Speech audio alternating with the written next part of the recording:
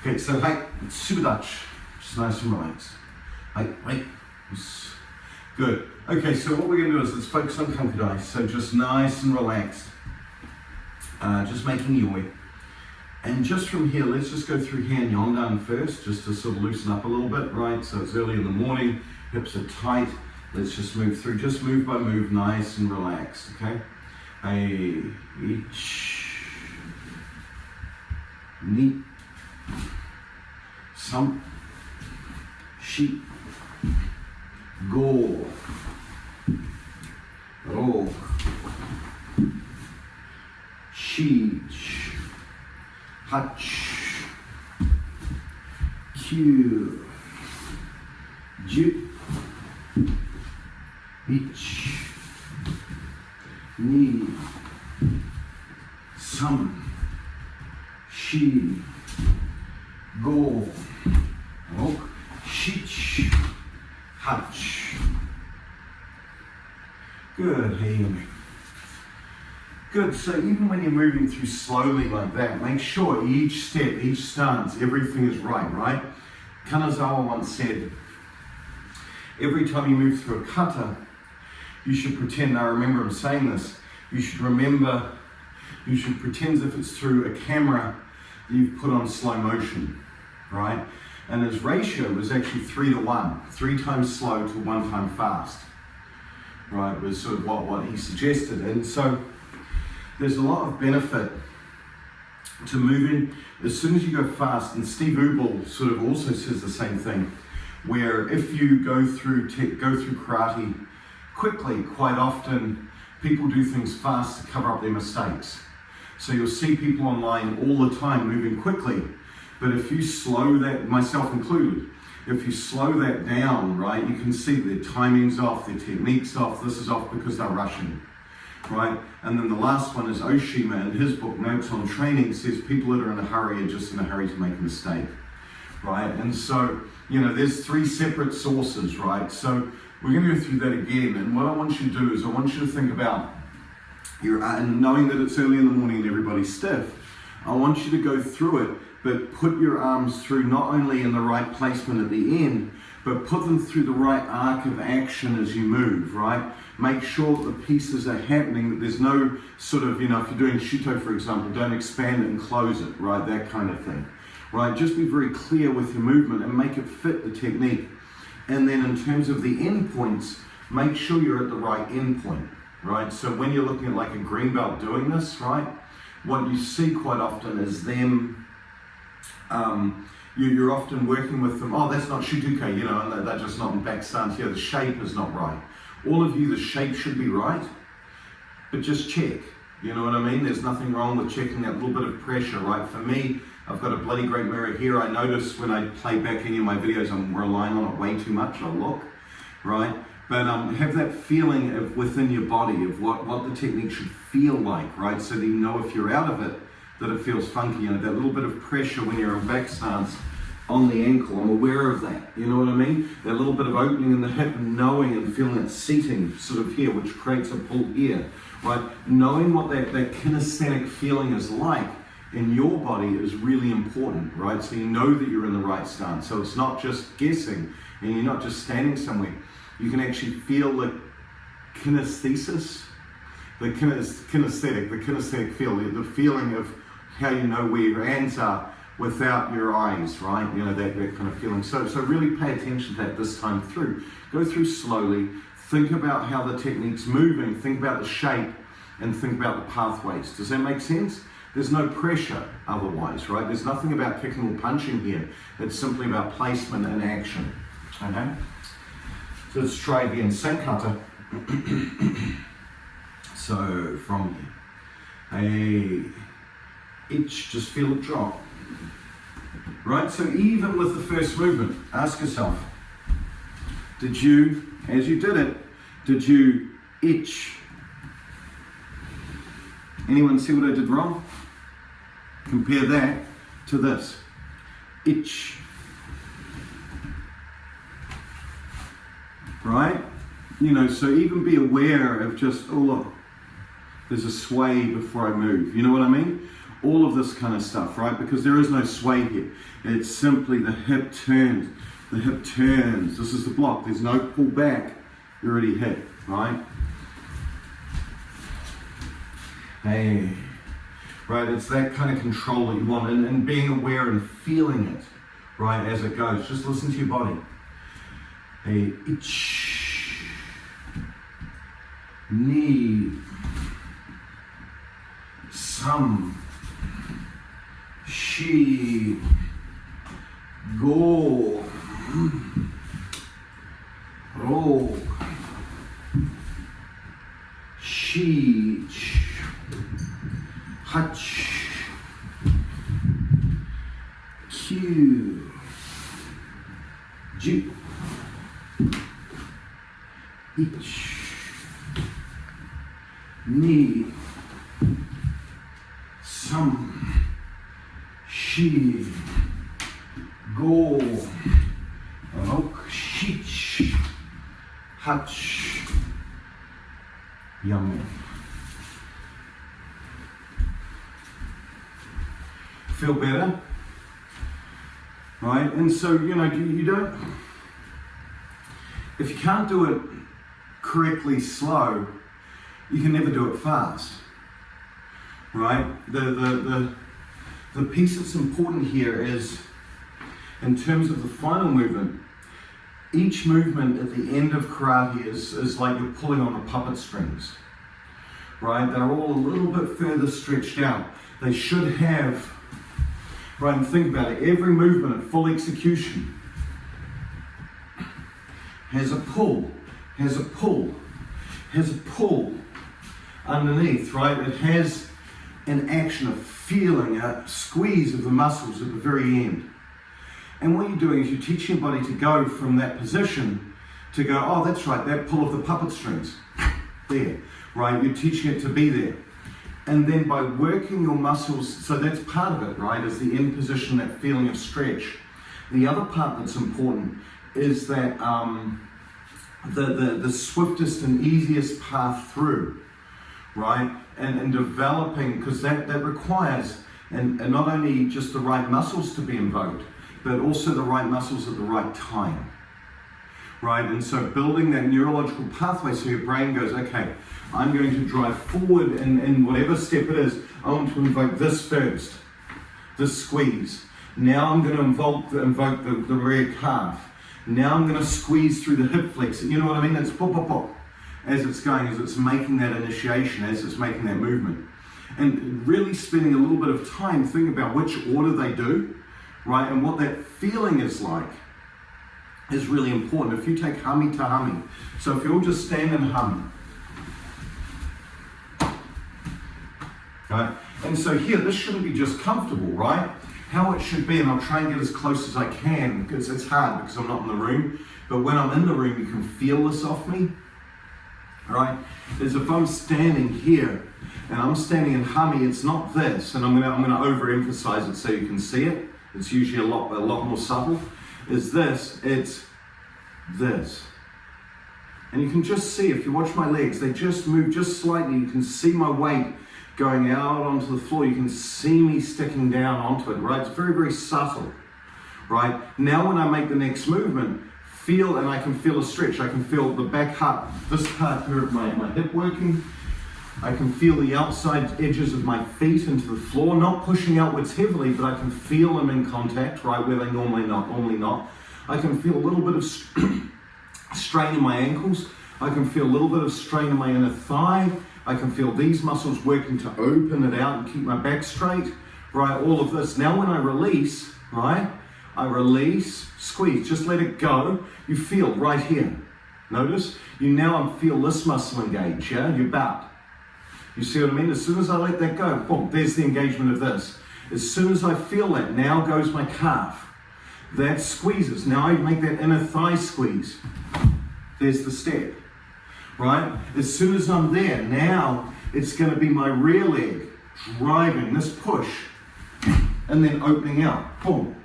You see what I mean? So as you go, you feel this go, you feel the swing of the leg. This now opens, the drive happens, opening out. Now I'm back in the original position.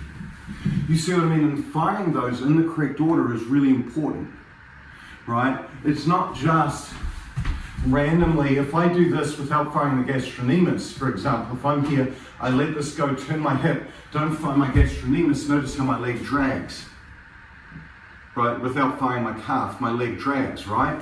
If I now fire it, and as soon as I feel that leg go, I feel this muscle engage, I feel my inner thighs grab with the squeeze, and I fire my gastrocnemius, there. You see what I mean? And so it's paying attention to that.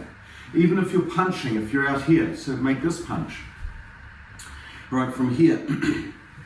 As you squeeze, think about the muscles that are engaging in just a straight punch. I've got this twist here, I've got a slight pull down. I've got my lats is locked down in position. I've got my shoulder in position. You can feel those muscles. I can feel a squeeze in the upper shoulder up here. Just even when I'm in neutral, before I punch, right? I'm not sitting there straining them, but I'm just aware of them holding that position, right? Because unless it's like here, the muscles have to work. You see what I mean? To hold this position, just feel, just in your core, this to this. Does that make sense? So then as you fire, right, feel the engagement of your pec, the squeeze here, the throw of the shoulder, right? So not only your pec squeezes, but your frontal delt also pushes forward, right? Boom, boom, boom, boom, boom. This, this, this, this. Have you used your arm at all? Not at all. See what I mean? It's all delt and frontal pec. So what you're doing is you're going from the squeeze position here, releasing this, squeezing here, and through it goes. Now at the same time, as soon as you get to here, and I'm just talking about the action of this arm, notice how there's now a strain on the forearm to keep the palm up, right? And feeling that squeeze through. Then as this goes just through to gravity, you feel the frontal delt now lift. And as that lift happens, that's when you rotate. You see what I mean? You get to a point here where this can't move any further. To get that little extra out, now I've got to rotate the forearm, boom, and there's the position. You see what I mean?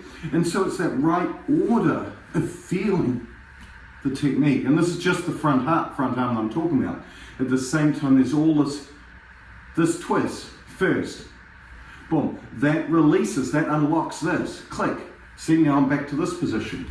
Now from here, this is going to twist in and under, right, as hard as I can. At the same time now, I'm going to use my rear delt and my, through my psoas to pull back. Notice how I haven't used my arm at all.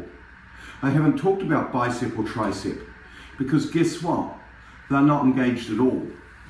They simply rely on the gravity. I've just got to loosen these up and rely on this to bring it back.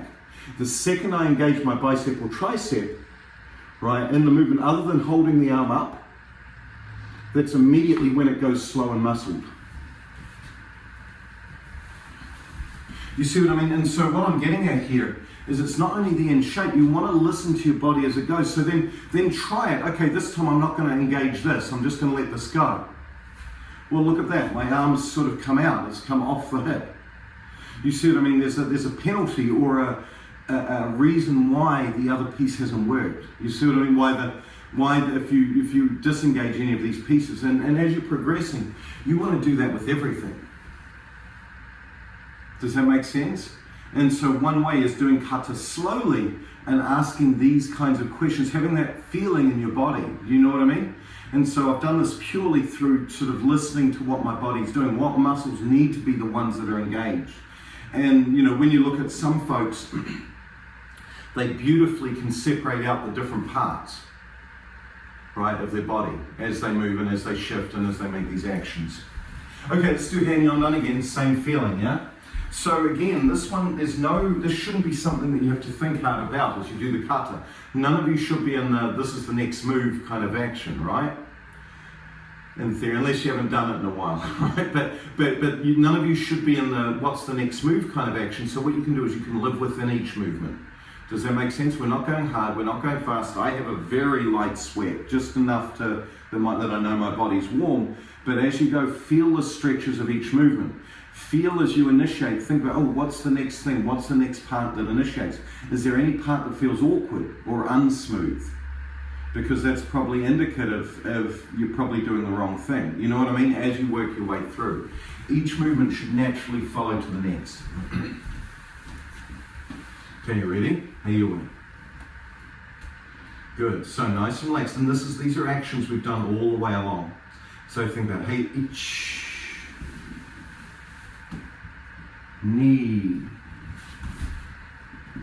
sam, excuse me, shi, go, ro, shich, hach, q, whoop, almost went to ju, ich, ni, rokotsu, hach, q, ju, ich, ni, sam, shi, go. Good. Hey, yummy. Good. Easy? So when you think about this, and you go back to how you were probably taught Heian Yondan, right? As you were told, oh, the hands must go here. Think about the loads. Not the final position, but the loads. The loads should have naturally provided you with one, application and purpose, but two, smoothness of action, right? Because they're loads, what's the definition of loading? You're setting up for the next thing, right? And so each movement should naturally set up for the next thing as you go. So let's talk it through as we go. So let's think about the loads for Heian Yondan. Not the end movements, you'll know what they are, except for me clearly, because I stepped into Zenkuts instead of Kokuts in one because I got into Kankudai brain and, you know, I'm thinking about what I'm going to do next. But let's think through this time, let's think about the loads and where they need to be. And again, what you'll notice is there's no one interpretation of the loading pieces. When I look at kata in general, and I train at all different sorts of places, what I notice that differentiates is not necessarily the final position of the action, it's actually how they load it, right? And that can change based on application that's in that person's head, or what they were taught in terms of the load. And so for me, what I look for as I explore in my karate is I look for the place where the load makes the most sense in terms of can work for the most number of things that are attacking me, because quite often you're blocking in the in-between because someone's coming in towards you. And secondly, does it provide a pathway to the next technique that's logical and makes sense to either what I'm doing with the person or as I'm flowing my body movement from one movement to the next. Does that make sense? And so it's important to try all these different places, all these different ways to load, and then figure out what they are. And this is where variation in kata comes from, right? Is people's different interpretations of just that. Does that make sense? Okay, and this is my opinion, like everything, right? It's probably wrong. Right, so if we're here, let's just go through this and really pay attention to how our body moves and how it reacts through this kata. And again, Yondan's a nice kata to choose for this because the center, originally I was just going to go on with Kankudai, but now I'm off on a JD tangent. That's not a bad thing. So as you move, really pay attention to your center. This kata is all about center. Okay, this is where Yondan really shines, right? It's about here, and it's thinking about that. So let's go through that action. So this first movement, as you think about it, the load, a lot of people, or even, I remember going to a preparatory like this, and you'll see that. So there's two ways that you can sort of go down here. Number one is that you simply, and Kanazawa does it this way, as well as some other older styles of Shotokan, they'll actually load, there's two hand positions that you'll see. One of them is just here, make the expansion of the stance, and then throw up, right? The other is that you will be here, you will load here, this way, see, with hands like so, and then load up. Okazaki and the JKA took the opinion of this, of rolling it all out together. But the movement's the same. right? And so, you know, as you go, there's elements to all of them that really matter. So let's try it. Boom, just connect it down, drop into the stance, drop the hands. Ready? So we're here. Think. Just drop your weight just straight down. So as you did that, how did that feel, right? So one, I'm seeing some legs that are straight rather than having the nice bend in them at the front, right? You're not connected. So if you're here and you drop, this is straight, the stance isn't connected, right? You're not actively pushing in on the back leg. It's got to be this feeling of just here, drop, straight, down into the stance here. So things that I do that help me is I set the back leg already into the final position for the leg. So if I'm here with this foot, I automatically turn it slightly inwards as soon as I know I'm doing the kata, right? But that creates the pressure that I want here for the eventual stance. Does that make sense? Rather than me having this foot out, and then I drop, and then this is all floppy, which then has issues with this. Set this, and then you can just drop, boom, and now I'm in good stance, and then I can feel the grab of this. But making that quick drop, just this feeling with almost violence. Here, in comes somebody, make this cover, boom, here, make that. Then come up. You know what I mean? It's about that feeling, and then feeling as you go from hami in Kinesthetics to Shaman. It's not just my arms moving, watch my hips. As I connect that round. You see what I mean? It's super subtle, right? Everyone can see my hips, right? I don't have to go get a belt. Yeah, right? So watch that action, right? Yeah, I'll just get a belt to make it clear.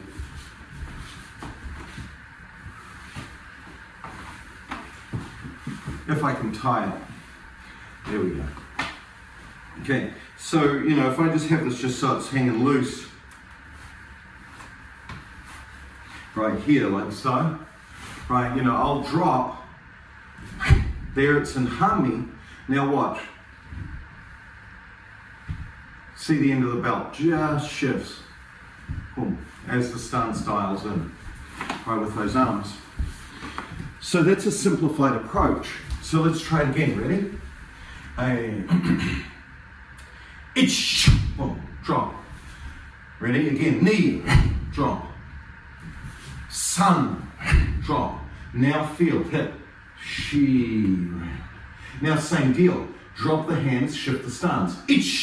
Boom. Knee. Right?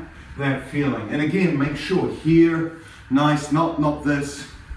This is very trendy because it looks beautiful, but put it to where Agyuke sits, right? Normally. Right? So if I'm here with this, watch, without moving this section of my body. See, it's just an Agyuke. You see what I mean? And then the other hand just expands outward. Right, expand out from the shoulder. So when I do this, so Jim, see how yours is down like this? Instead, pretend someone's grabbing your elbow and almost the feeling, I want to be careful in my language here, but feel like it's dislocating from the shoulder forward. Does that make sense? That someone's grabbing hold of your elbow and pulling it out. Reality, it's not, right? You're still connected, but not here. And then this feeling. Okay, so that's that one. Then when you go to the next, the smoother version, all of that's combined, right? So you're here now, you're controlling the hip back, but what happens is rather than it being this sort of here and then turning, because hips square, hips flat like this, is hami for Kinesthetics. This is Shaman for Kinesthetics. Boom, boom. It's not back like this. Because of the back leg, the furthest you can turn your hip back is literally, you know, even there I'm on a slight angle, and then turn, right? So when I'm standing here, this is already in hami. So just dropping down, see, I haven't really shifted my hips at all. I've done is drop. And at worst, rounded my shoulder the same way I would in Heian Yondan, right? As you make that drop, now expand and push off the back leg to make that turn. When you do this in JKA style, right, the one movement, the one action, you're simply just turning your hip because the arms are in action. So it's here, you make this initial turn, the arms almost stay where they are, I make a slight rounding of the shoulder, right? And then everything turns together. You see what I mean? As I drop. It's this rounding of the shoulder as the hip initiates. As it expands. Does that make sense? Almost too easy, yeah? Right, so let's try it. So from here, feel 1. Good. Now the next movement, what happens is quite often people shift and then pull it all across. That's the way I normally do it. You can also, and this is also pretty common, where people will get the benefits from both the Kanazawa way and the fully expansive way, and simply go turn here and then expand up. That's perfectly okay. And I think that's probably more common. I tend not to do that. I'll be here, I drop my hands separately, and then I work everything over together, right? Because it depends on what you're working on, right? For me, I'm working on that center shifting with my hands, having it all one action. Alternatively, if I want, oh, here they are, oh, bam, boom, now feet up, right? Or drop, now feet across. It's up to you. Does that make sense? Just depends on what you're working on. Okay, let's try that again. Ready? Normal way, normal way. Knee. Now the next action, as you're thinking about your load, leave your hands where they are. Just let your hip squeeze, the hands will move naturally, right? 1, they're already in the load position. Now from here, just make gerambarai. Gerambarai punch. You see what I mean? And as they go, so if you watch, I'll kind of do it on this sort of funny angle. I'm here, whoops, I'm here. As I load, 1, it comes up. Look at the loading position. It's in gerambarai, right? I'm here, I load it, it's in gerambarai. See? And I didn't move it. I didn't have to move it at all. There was no action in my shoulder, no action in my hands, nothing. I simply turned my body around. See, it's this. It's not this. There's no movement here. It's just this. You see what I mean? Then, this is in position. To come down, make the gerambarai. This is in position here. Tight, to squeeze now through my center and drive with the hip. You see what I mean? And so see how the load works. Does that make sense? So when I was young, I was always told, oh, you've got to load here. See how this is an artificial action that's not needed, right? From here, I'm still blocking across. This is still pulling back. It's still making the action that I need if I need it. Right, moving the arms is easy. Controlling the center is hard because you don't want this to become, see how there's no body in that. There's no center connection, right? It becomes strictly an arm movement. Rather, it's now strictly a body action that drives the technique. Does that make sense? Like basic gerambarai. So, the last piece that's important as you're practicing this, and you should all be moving as I'm talking, that's fine, and looking up and still paying attention, but as I move, as I make this action, I squeeze here, I drive forward with the hip, here I'm in hami, right? Then, shomen. Now that's the most basic way. Reality, it happens simultaneously, right? The block does not finish. The block does not both hands together. This is gerambarai gyakuzuki, right? Jujuke, as you know, it doesn't really exist. And why is that? Because your hands are not starting together. There is one that's way behind, hello, and there's one that's right in front, hello, right? And so as they go, this will always be ahead of the other. You see? Unless you force it in the load.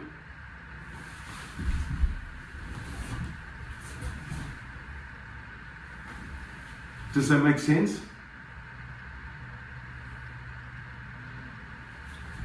And that, yeah, again, it depends on what you want to do. I can't think of anything safe where I'm blocking someone's leg like this, because I'm going to get punched in the face. Right? That's a stupid place to be. Block, counter. My reality for this, in comes something, I block whatever's coming up high, someone comes in, I block it hit. And then, now I've got a hold for the marote. Does that make sense? And that's why it's forward stance to back stance. Forward stance to engage, back stance, you're already in it. So you don't want to shift your body weight too far forward, you're already close. Right? Because then once you finish with them here, you immediately go to the next person. Right, so let's go through that. So here, just feel. Yeah. How much should we allow our other bunkai interpretations of the movement? Because the other, if we're moving from here, we've done something, yep. And instead of grabbing, mm-hmm. and then throwing in this position, you'll have exactly what we were just talking about not doing, where you're not the 1-2. Yeah. No, and that's perfectly valid. But if you notice, your body movement is much better informed from a beginner standpoint by doing the 1-2. Does that make sense? So what I'm getting at, and this is, I thought I made the point, but clearly, I made it in my head. This happens more than often, right? So by doing it, where you have, in a basic sense, right, when you practice the kata, if I'm here and I practice this feeling of just leaving this here and relying on my body, because here, there's nothing, right? And it just looks stupid, right? But if I turn my body, which is what I really want to do, see how I've got that cover?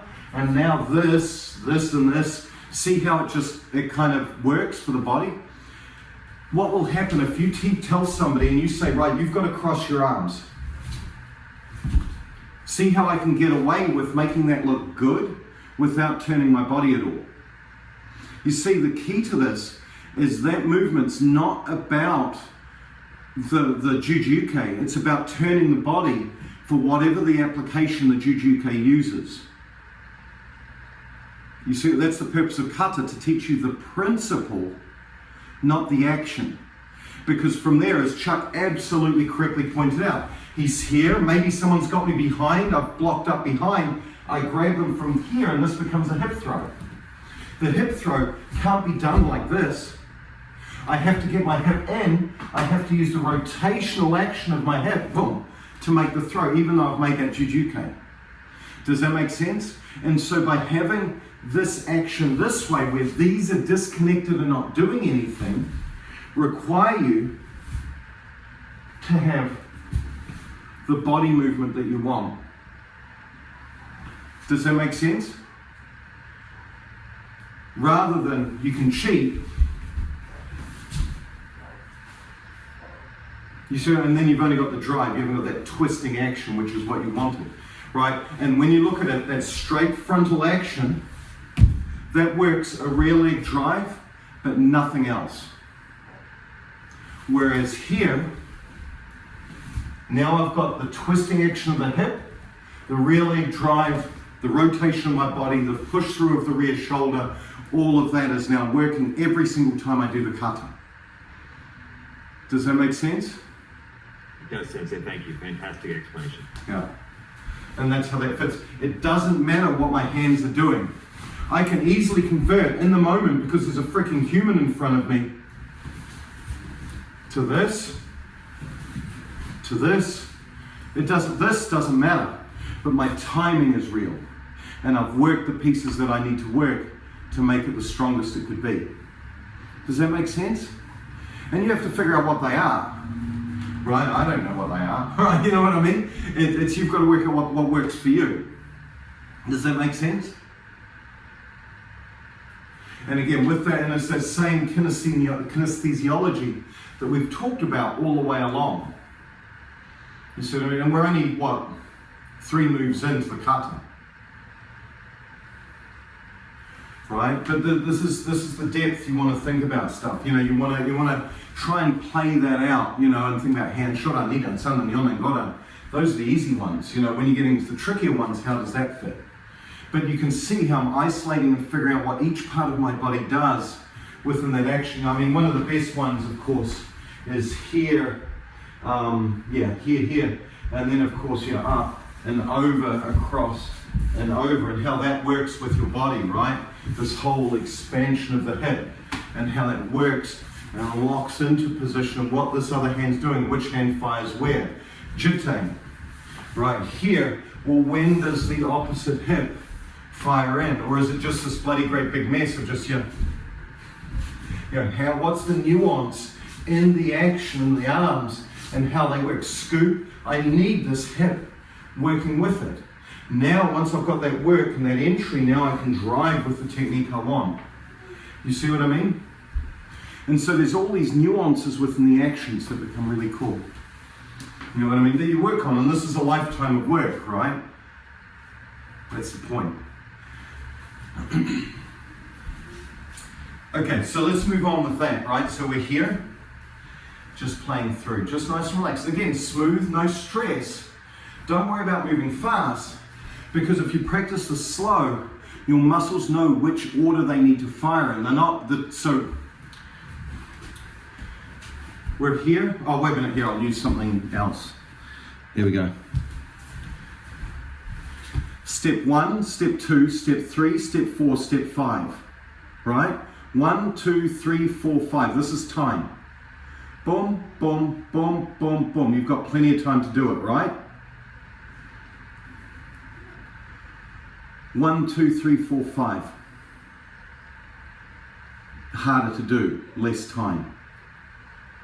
And this is why people, oh God, that's like black on a black shirt. There we go. Right.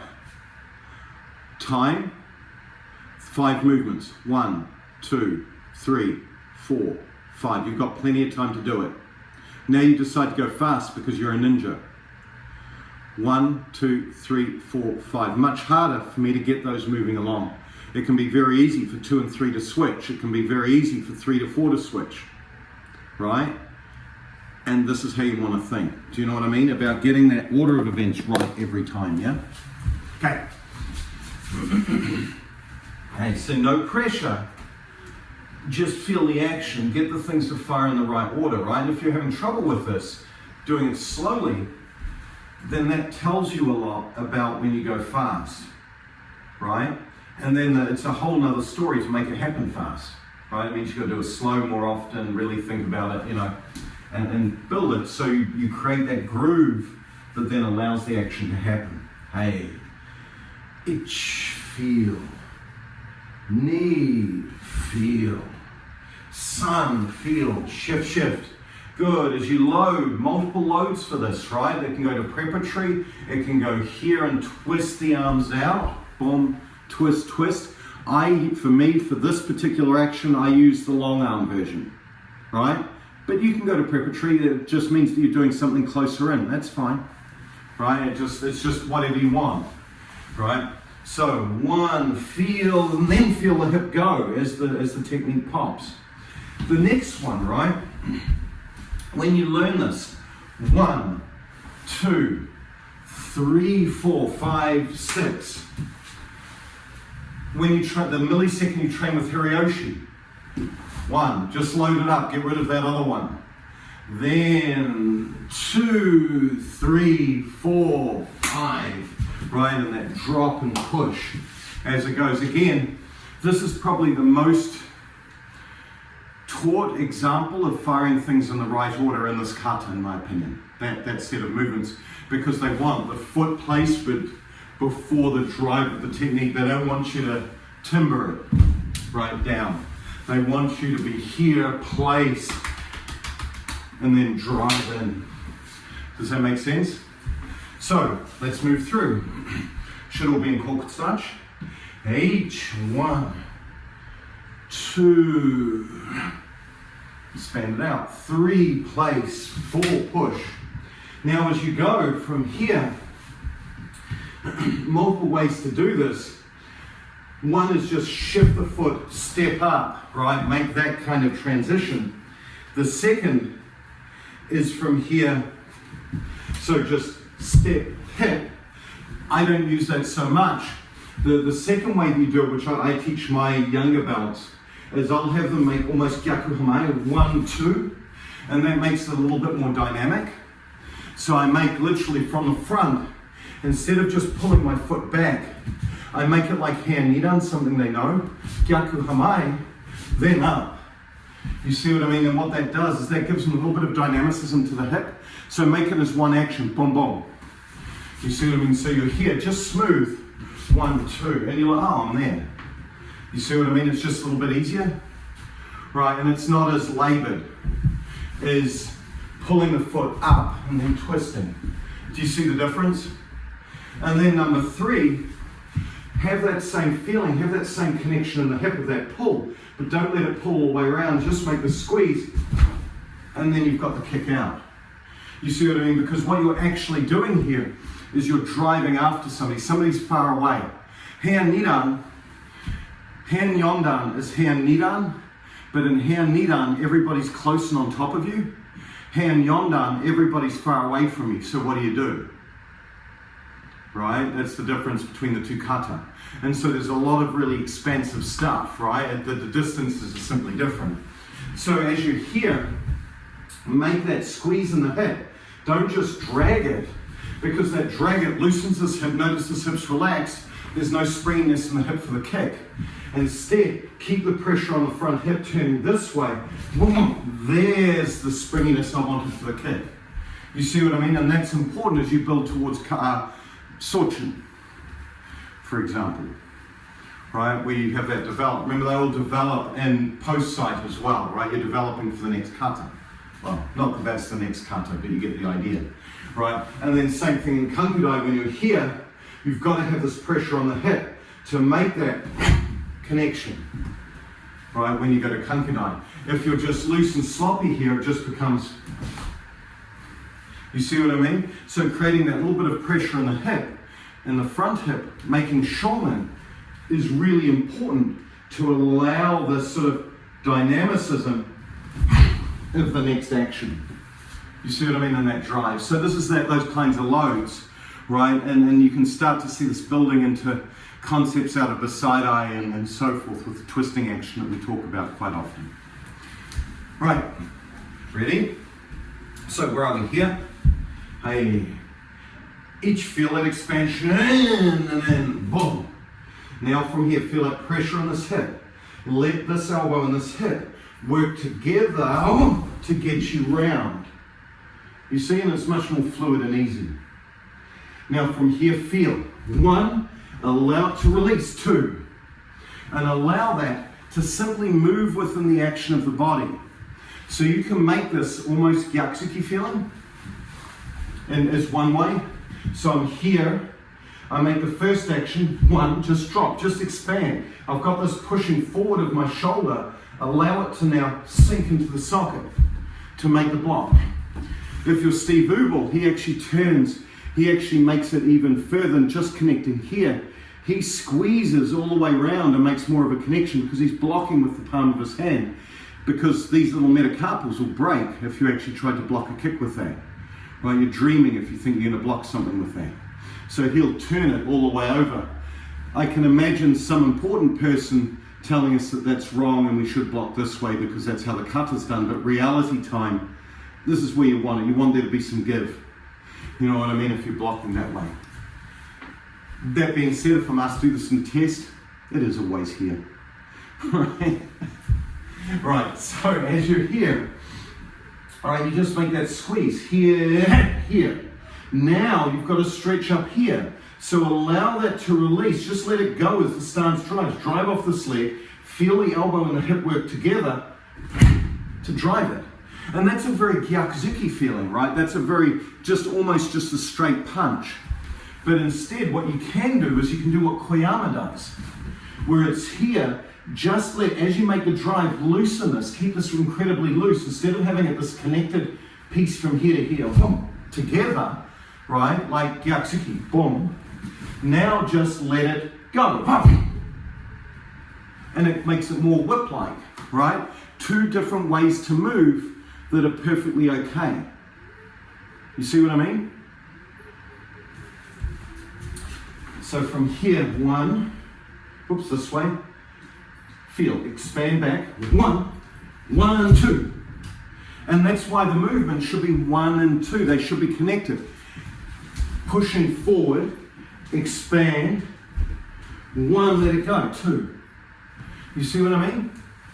The movement is always, in some ways, the Garambarai, this part, is the load for this. So you don't want to hold it. Does that make sense? Because the movement works as a single action. Try one more time. Ready? 1, 2. 1, boom, boom. Good. Now from here, kick. Then from here, down, the basic way I teach this, I've done it with you before, is here. This is for beginners. 1, 2, 3, then 4. Right, so one more time. This is how I learned it eons ago. 1, 2, 3. The thing that I encourage you to remember out of that is the load here, the stretch here, and the elbow and hip coming down together. Does that make sense? The only thing I want you to remember is not what my hands are doing in the beginning, but think about where I've set myself up to for this. Does that make sense? That's the important part. And notice I'm not loaded like this. My elbow is freaking high. It's as high, it's almost like UK. Right? So I'm here, this is high because I want to emphasize that movement. This is how I'd learn it as a beginner. And see how that then allows the compression of the drop in height, the compression of the stance, and the compression of the elbow through the lats to connect together as one big piano accordion, right, as it goes. I want that feeling. So when I do whatever variation I want to do, this principle of this squeeze is maintained no matter what I do with my arms at the beginning, which are again contextually dependent. Does that make sense? The only thing that matters is the Atoshi Empi or the Arakan squeezing with the body as your body's dropping in weight. That's the principle of that movement. Done. So you need to maintain that. So now if we go through different variations, right? We're here, we kick. Now it's just going to be the uchuke underneath. Well, look, watch. Here, compress. Now instead of it being up here, it's here, but I can feel the pressure through here. Now I release that together. There's that same feeling. If I do it the Steve Ugal way, here, he expands his hands forward, but it's the same feeling. You see what I mean? All I'm doing is maintaining this elbow, this drop, and connection. Doesn't matter where the elbow is. You see what I mean? I'm just maintaining that. Because maybe I'm here, I've just hit the person, I want to put this in their face, and then drive in and smack them, right? Using a punch instead of the Arakan. Maybe they're here, and they punch in at me, so I block it, pan the arm away, and keep it all clear as I drive in. Maybe they're here, and I've hit them in the neck, I pull their head down, keep the head down, and then Atoshi Empi into their back. But notice the principle of the action remains the same no matter what variation I use with the middle parts, the beginning parts. Does that make sense? That's important. All three of those are variations that I've seen in mainstream Shotokan. They're all right. It's just who you're training with at the time. But notice the principal action is maintained. Yeah? Really important. Okay, so we're here, boom, boom. kick, bang, push, push, boom. Whichever way you want to do it. I did it the beginner's way, that's fine. Right, so let's carry on with that. No, actually, let's stop here. This is a good stopping point. We're halfway through the kata. But the point is, we probably won't continue with this kata, unless you all want to on Tuesday, just let me know. But what the point here is notice what I'm doing is you've got to understand that it's not the final position that really matters, it's how you get there is what matters, right? And what you'll find is there's two layers to it. Number one, the action matching whatever the technique is, the load making sure that makes sense with what you're trying to do. But two, there's within that, there's a principal action that they want you to learn. Right? So if you take the first movement, no matter which variation you do, there's a principal action.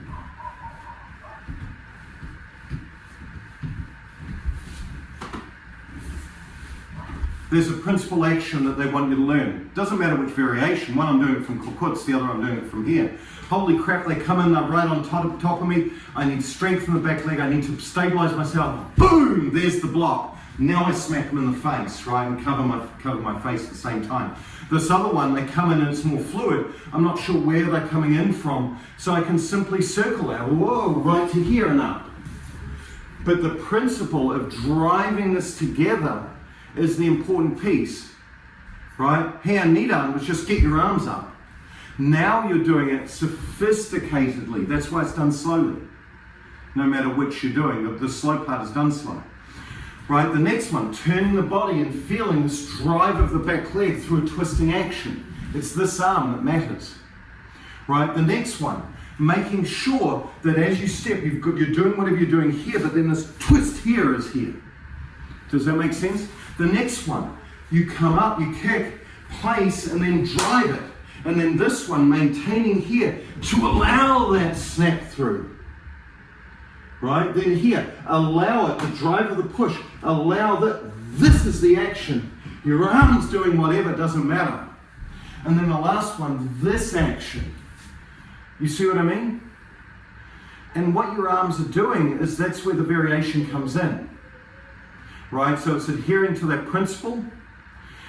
It's then making sure that your loads make sense, both in terms of fluidity of the action supporting the action of the body that you're trying to learn, plus maintaining some relevance to another human being attacking you. And people have different interpretations of the latter. The former should never be changed. And so, there's a lot of sort of interesting discussions we've had lately about whether or not kata, like I've had with friends, right, whether or not kata should be standardized. Because that makes it very easy. Notice the end point of the kata is always the same. The variation is almost universally in the thing. So when I think about when I'm judging a tournament, whether I'm thinking about mistake versus poor technique, the poor technique is, can I give the name to another technique? That's a mistake. If it's just something goofy, then it's a poor technique. Right? And there's very different penalties, but I can't give it a name because they haven't done anything. You see what I mean? And so, as you're thinking about that, but what I'm looking for when if I went to, say that I went to a tournament that's got JK, ISKF, SKIF, Nishiyama's group, they will undoubtedly have variations in the movements that they do. But all I do if I was judging those, which I don't, I only stick to ISKF ones, otherwise I get a smack bottom. But as I go through those, all I look for is I simply look at what their core body is doing and are they maintaining the spirit, the underlying key or spirit of the technique. And then all of this other stuff doesn't make sense for their body and for an opponent. Because chances are it's not the student's fault, it's the instructor's fault. Okay, they're just doing what they're taught, they always do. Okay, hey, Sudach, right? Good. Thanks very much. I really appreciate it. Fun hanging out with you twice in a row.